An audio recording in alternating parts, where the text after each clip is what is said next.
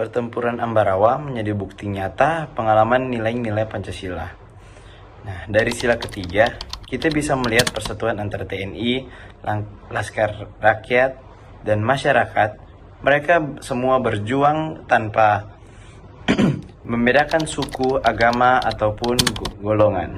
Nah, dari sila keempat, strategi perang tidak dilakukan sembarangan. Nah, Jenderal Sudirman memimpin musyawarah dengan para komandan, dan setiap keputusan diambil dengan kebijaksanaan bersama. Dan dari sila kelima, tujuan pertempuran jelas, membebaskan rakyat Ambarawa dari penjajahan agar mereka bisa hidup adil, bebas, dan sejahtera. Kalau kita hubungkan dengan masa kini, semangat Ambarawa masih sangat relevan, yang dimana Indonesia punya banyak kekuatan, seperti kekayaan alam, keragaman budaya, dan potensi generasi mudanya. Namun, kita juga menghadapi kelemahan seperti kesenjangan sosial, korupsi, dan pendidikan yang belum merata. Di sisi lain, ada banyak peluang seperti ekonomi digital, energi terbarukan, dan kerjasama internasional.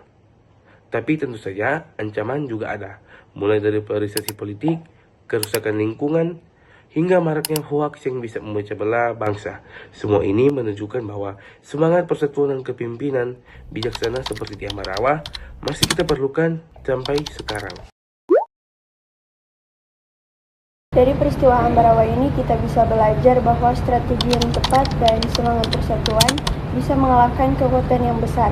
Tapi dulu para pejuang juga menghadapi keterbatasan sumber daya.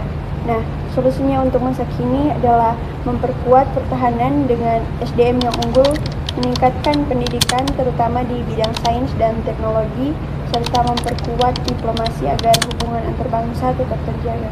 Dengan begitu, kita lebih siap dalam menghadapi tantangan global. Nah sekarang, bagaimana pendidikan dan pelajar? Peran pelajar masa kini sangat besar. Bukan hanya sekedar belajar di sekolah, tetapi juga menjadi agen perubahan.